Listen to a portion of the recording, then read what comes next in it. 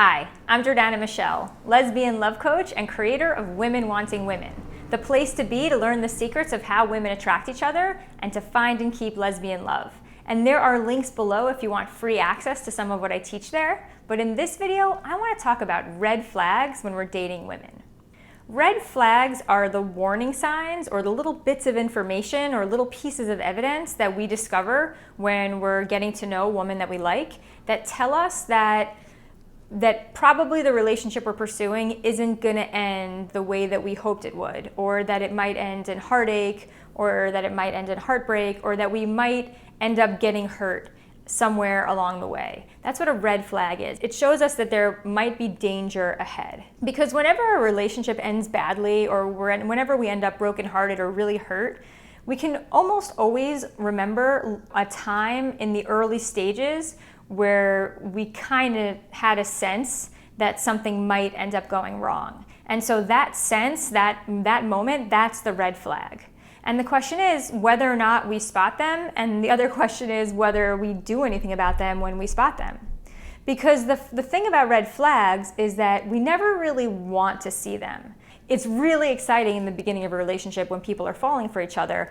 And those are usually the moments when we see the red flags, and those are the moments when we least want to see them, and when they are the easiest to ignore because everything else seems so good.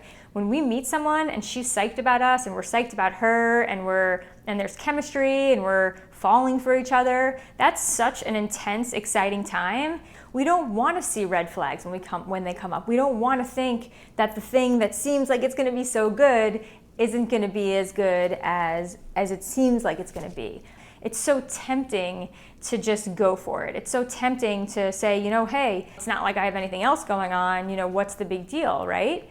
Well, whether that's true or false, or whether it's okay to ignore a red flag, kind of depends on where we are in life. Because for sure, there are some times in life where what matters most is having experiences. And who says that we should go through life avoiding heartache? Heartache is a part of life, and it's kind of an epic part of life. And life is to be lived. And even if there's the chance of heartache in a relationship, that might not be a good reason not to get into it. Because sometimes, okay, yeah, we could end up getting hurt or the relationship could end, but that doesn't mean it's not worth having the relationship in the first place. We get hurt sometimes in life, and that's perfectly okay.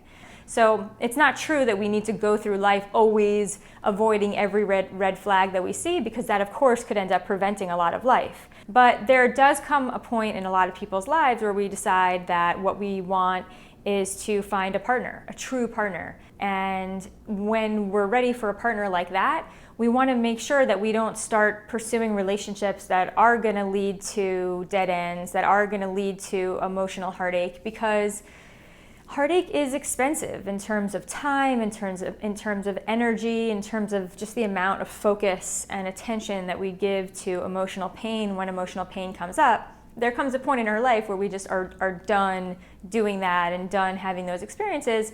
And that's a good time in our life where we have to start to say, all right, now I'm going to really pay attention to red flags when they come up, because I want to have a serious relationship.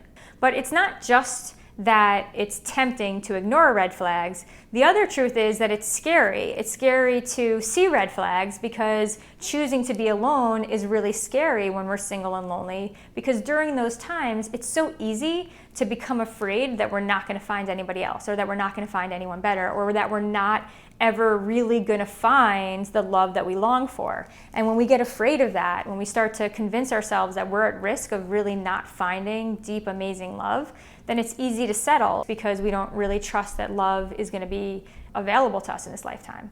But that's just a fear. The reason that we feel so afraid of not finding love is because our ancient ancestors lived in tribes of like 150 people, and if they wandered away from their tribe, they would have died, because humans weren't able to survive on their own without their tribe. So we have an instinctive fear of being alone that keeps us tethered to other people, because otherwise we would have died. So it's just a survival mechanism. So anytime that we feel afraid of being alone, it's not because we're these, miserable, pathetic, unlovable people. It's just because we have these survival instincts that we evolved with since our ancestors, and that's what that is.